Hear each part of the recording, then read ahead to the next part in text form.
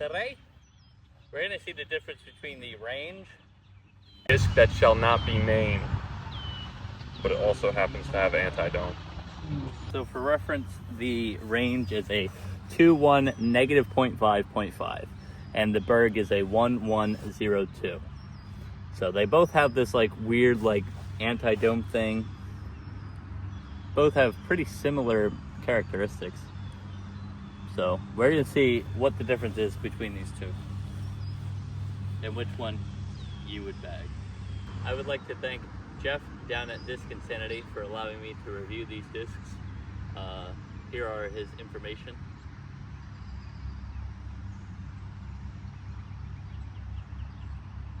If you want to pick up any of these discs, check them out.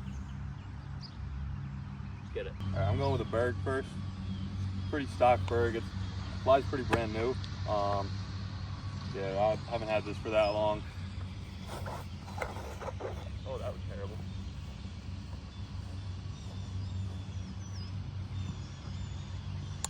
Now there's a beat up glow Berg.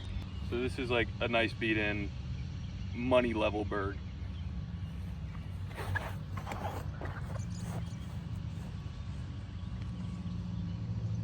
Yeah, so it pops up to flat and it doesn't really flip much past that. You can juice on it pretty hard and it won't do like anything crazy on you. I think the range is going to be a little bit flippier. I think that's what I've heard about it. Also what the flight numbers say. So let's try this. Oh yeah, way flippier, but that's still really nice. Yeah, all right, last group of throws for the backhand. Go in the same order. One thing I will say that I noticed is even though they look like they have like the same amount of like anti-dome kind of shape, that that thumb track kind of feeling is more pronounced on the Berg. Yeah. So if you like that, I'd definitely go for a Berg and just try to beat it up to where a range is. So here we go.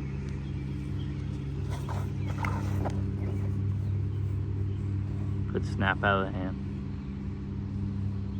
That's about what you want, though. You don't really want a Berg in a range to go super far. You just kind of want it to get out there and stop. Kind of die out. Yeah.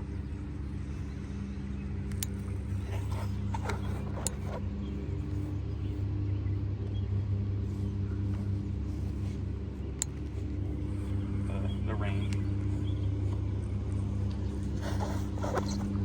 Slipped on that, but it still turned out all right. Yeah. Now we're going to try the forehand with the Berg versus the range. For reference, I'm more of a Berg person. This is my Berg, and I haven't really thrown the range too much, so we're gonna see how it works. Start off with my Berg.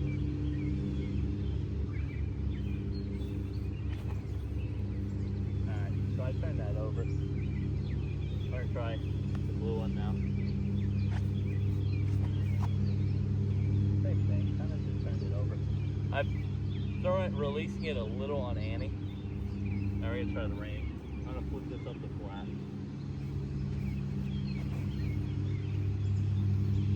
That's it.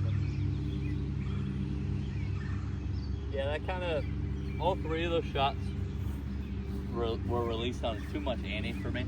We're trying that again, not on as much Annie this time, kind of just flat. With the forehands with these discs, you definitely don't want to put as much power on it. You kind of just want to flick it out there.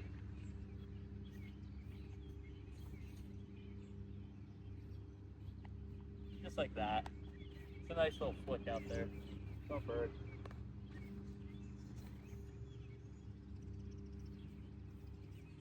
It's a perfect little, now we're gonna go range.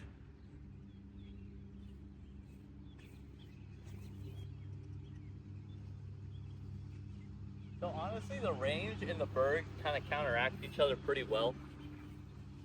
Because with the Berg you can release that on a little bit more Annie, and it'll kind of stay straight and pan out a little bit.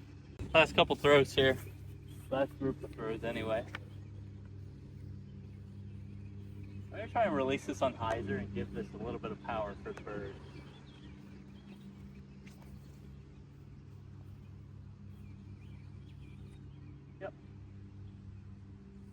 white Berg.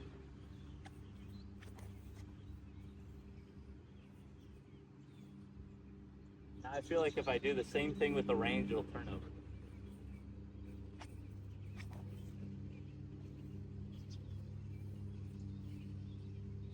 But it did go the furthest, I think. So that was the difference between the range and the Berg. What are your thoughts? I mean, like everybody's saying online, they're pretty nice complements to each other. You can hyzer flip the range real nice, while like the Berg is gonna hold whatever line you put it on and just stick with it. Obviously, like the newer Berg, like this one right here, it'll fight out of Annie a little bit. So if that's something you're looking for, get that. But the range is real nice because it'll just hold the Annie the whole way. So like, if you're looking for a disc to hyzer flip or just hold Annie and not go too far, the range is really nice.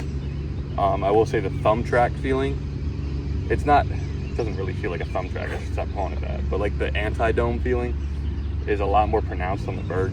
So the range isn't gonna feel that much like a Berg. Like there is a difference in feel that's noticeable. But yeah, the range is definitely a nice disc. I like it. Yeah. On the backhand with the range, it looked very nice coming out of the hand. It definitely got that nice slow flip up and then just kind of rode for a lot further than the Berg does. But in the same sense, these are a putt and approach disc. So you're looking for approach. You're not looking for 250, 300 feet, you know, off tee pad. But if you need to, definitely go with the range because the range will go a lot further. But either way, you look at it, these discs, as soon as they hit the ground, they're just gonna stop. They're not gonna do nothing else. Even if like there's wet grass and you get that you'll get a little skip, but other than that, it won't go too far because of the anti-dome and just the way it's made.